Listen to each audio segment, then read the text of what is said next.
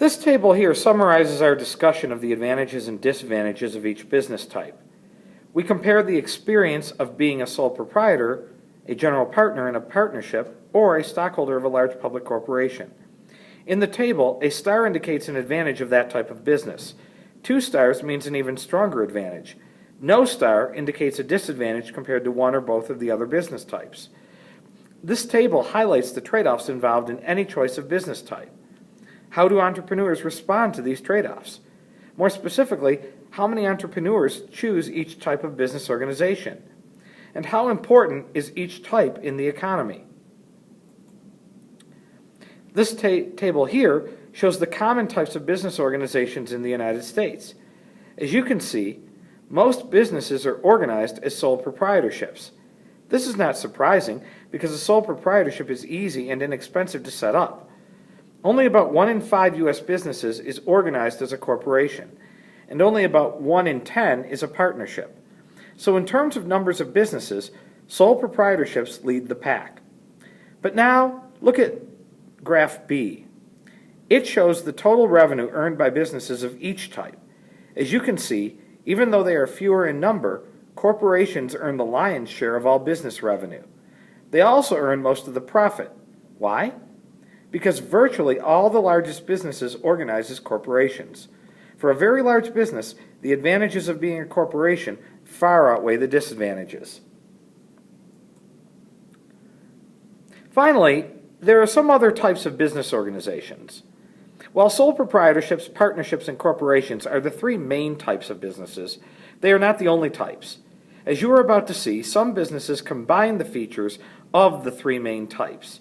Others create a system of independently owned firms that look to the parent company for guidance. And some businesses do not seek to earn a profit at all. Let's consider some of the examples. First, we have a limited liability company, known as an LLC. It's a hybrid business form. It combines the features of corporations, partnerships, and sole proprietorships. Like the stockholders who own corporations, the owners of an LLC enjoy limited liability. That is, LLC owners, called members, are not personally responsible for business debts or expenses related to lawsuits. Instead, members' maximum financial loss is limited to the amount of money they invested in the LLC. Their personal assets, such as their homes and cars, are protected from creditors. An LLC has 2 advantages over a corporation. First, forming an LLC is far easier than forming a corporation. Second, like the owners of a sole proprietorship or partnership, the owners of an LLC avoid the double taxation of profit. An LLC's profit is taxed just once as the personal income of its members. Examples of LLCs include Century 21 Real Estate LLC and Easy Lube LLC. For many entrepreneurs, the advantages of forming an LLC outweigh its key disadvantage. An LLC cannot raise funds by selling shares of stock to the general public. Then, there are business franchises. A business franchise consists of a parent company and numerous associated businesses that sell a standardized good or service. The parent company, called the franchisor, owns a recognized brand name or trademark, such as 7-Eleven or Dunkin' Donuts. As owner of the brand name or trademark, the franchisor has exclusive rights to the product. This means the franchisor is the only company that can legally produce the product or grant permission to other companies to do the same.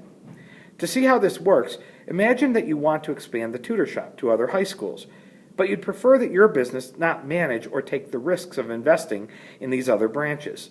You could instead enter into a legal business relationship with students who would run the operations at the other schools. Your business, the tutor shop, would be the parent company or franchisor. The business operations at the other schools would be your franchisees. To open a new location of the tutor shop, a franchisee would pay you a franchise fee. In return, the franchisee would have the exclusive right to offer your service at the new location under your brand name, the tutor shop. Your franchisees might also receive your help setting up their business. For example, you could offer a training program on how the business works, provide them with signs and software, and give them tips on how to solve common problems.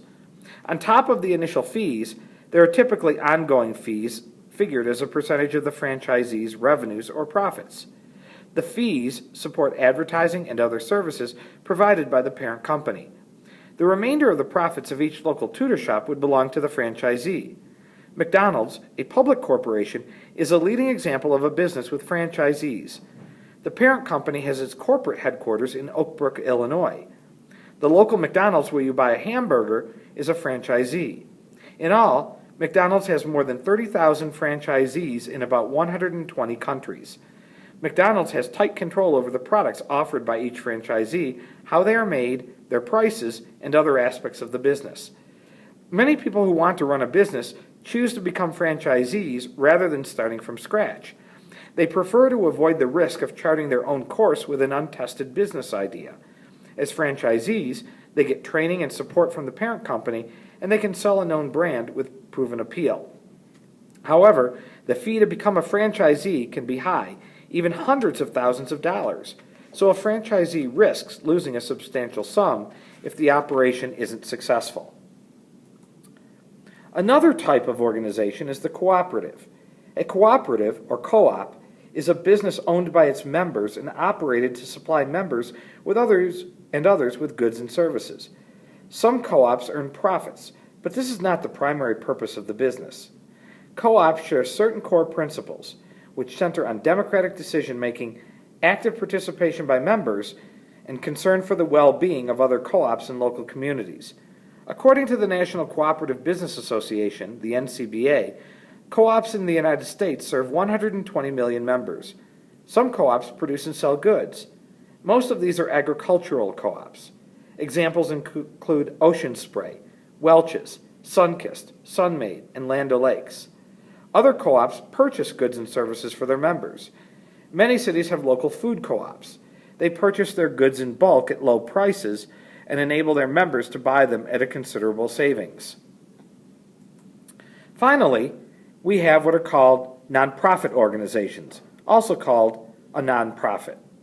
It's a legal entity formed to carry out a not-for-profit mission, meaning they are in business, but their main purpose is not to make a profit for their members or their owners. This mission might involve charity, education, scientific discovery, religion, healthcare, public safety, or the arts.